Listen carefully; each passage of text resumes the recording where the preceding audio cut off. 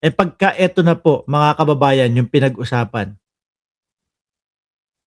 dati pinatawag na ang Vice Presidente dito, yung kampo nila, Pinatawag na po nung ang namumuno pa ho mga Boss J. Pamuser, eh, si Jimmy Santiago, 'no, ang direktor pa ng NBI.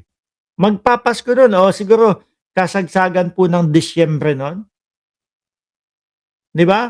Ano ang sabi ng Vice Presidente, "'Pag may nangyari sa akin, may inutusan na ako." Ibig sabihin may inutusan na ako, meron na silang plano. May inutusan na, 'no? Kunyari ako, tapos si pambansang nanay survivor 'no, since ikaw naman si nanay, ako naman yung bata, ako yung uutusan mo. "O Mark, ibili mo ako ng suka." 'No, ibili mo ako ng suka. May plano na kami na bibili ng suka, mga mga kababayan. 'Di ba, gano'n din yung sa Vice Presidente, meron ng nakaplano. Hmm, pagka may nangyari sa akin, patayin si Bongbong Marcos, patayin si Lisa Araneta Marcos, at patayin si Martin Romualdez. Eh, paano po kung nabagok, nadulas lang ang Vice Presidente habang naliligo po sa banyo? Hmm.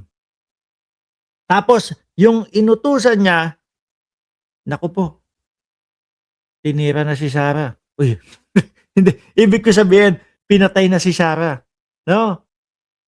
Eh, di pupuntahan na yun. Pupuntahan na yon nung inutusan ng Vice Presidente. Tsutsugihhin na ho ang pangulo natin ngayon. Hahantingin na po si Lisa Araneta Marcos na asawa ng pangulo. Hahantingin na din si Martin Romualdez, mga kababayan. Yun yun, 'di ho ba? Pinatawag na sila ng NBI 1 linggo o 2 linggo pagkatapos ng pagbabanta na yon. Ano ginawa nila? Hindi ho sila pumunta. Yung unang pagpapatawag sa kanila, ang sabi nila sa NBI, ay hindi po kami makakapunta kasi meron din po kaming haharapin doon sa Kongreso. Ano sabi nila, Franz Castro? Ay hindi, since pinapatawag niyo po NBI, i-cancel muna yung sa'min at sa inyo pumunta. Hindi sila pumunta, hindi pumunta, 'no? O nagkaroon ng pangalawang pagpapatawag. Ang sagot naman nila, eh, "Ay may pa-party po kami doon sa mga press, eh."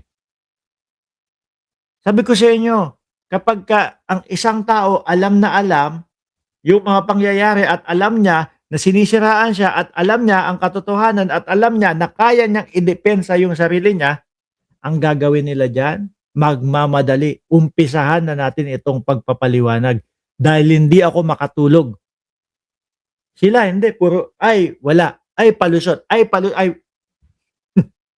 Kaya ang mamamayang Pilipino, hindi po natin masisi na ang iniisip sa kanila, guilty siguro 'tong mga 'to.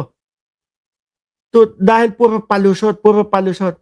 Idagdag mo na po mga kababayan yang impeachment na yan, yang confidential funds na yan.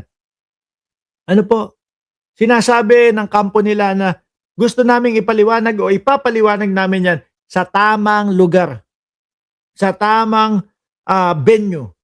Para ho sa akin, kahit alam ko paulit-ulit niyong naririnig, ang tamang venue para po sa akin mga kababayan, para sa kanila, yung mga platform na ganito, na makakapag-live ang Vice Presidente, ipapaliwanag lahat, oh, para makuha mo yung tiwala ng taong bayan, 'di ba? Baka kasama pa kami na mag-rally kapagka nag-rally kayo. Kasi naintindihan namin, may narinig kaming depensa ninyo at yung depensa ninyo ay kapani-paniwala. Pero wala ho talaga, 'no? Oh, sabi ng NBI ngayon, si Melvin Matibag na ho ngayon mga kababayan, Abril 16, 2026, NBI obligated to investigate the death threat versus President Bongbong Marcos. Dapat lang po, mga kababayan. Lalo na nung kay dating Pangulong Duterte nga ho, mga Boss Chipamo sir. Parang kung hindi ako nagkakamali, may isang guro na na nag-death threat kay Pangulo, eh, kay dating Pangulo, eh. Parang arestado 'yun, eh. Lalo na ho ito mga kababayan, hindi ho basta-bastang tao 'to. Hindi ho kagaya ng kunyari Mark Ramos, 'no? Mark Ramos binantaan ang buhay ni Presidente Marcos. Alam nila na, eh, yang si Mark naman wala namang kakayahan na magawa iyan, eh, 'di ba? Eh, pipitsugin tao, maliit na tao lang naman yan si Mark Ramos. Kumbaga, baka nasabi niya lang sa gigil, no? Pero kailangan natin papanagutin siya doon sa kanyang mga pagbabanta. Eh, vice presidente 'to. Maaari at malakas ang pagkakataon na magawa nila 'yun. 'Di ba? Sabi ko nga sa inyo, baka madulas lang ang vice presidente at nalaman nung kanyang inutusan, isipin na pinatira ni Bongbong Marcos ang vice presidente. Hmm. Kaya ako naniniwala ako dapat matuloy ito, walang kahit anong paliwanag, imbestigahan talaga. At yan ho, yan po ang pinaka malakas doon sa apat na nakikita ko na complaint sa vice presidente. Confidential funds, oo, isa yan. Dahil may mga resibo silang mga ipinasa sa COA, no? Galing Department of Education at galing sa Office of the Vice President. Yung bribery, medyo, no? Pero ito, ang hirap nitong ipaliwanag. Paano mo paiikot-ikutin yan? Lalo na ho, kung ang buong Pilipinas ay napakinggan.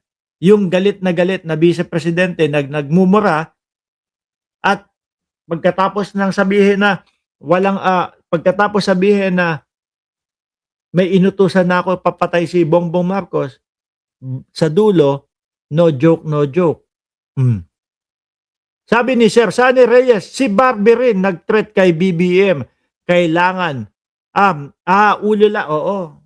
Yung kay Barbie naman ho, sige sama na. Yung kay Barbie naman ho, mga kababayan, no?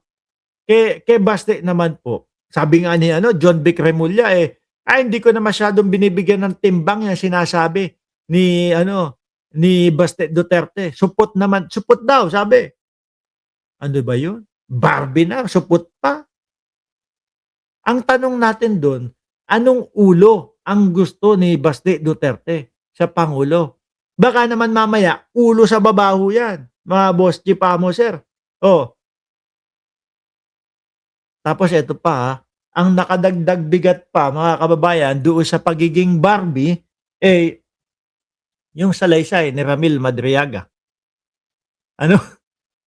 Kaya daw po paborito ng dating Pangulo, si Sara Duterte, kasi daw yung dalawa o yung iba, isa baliw.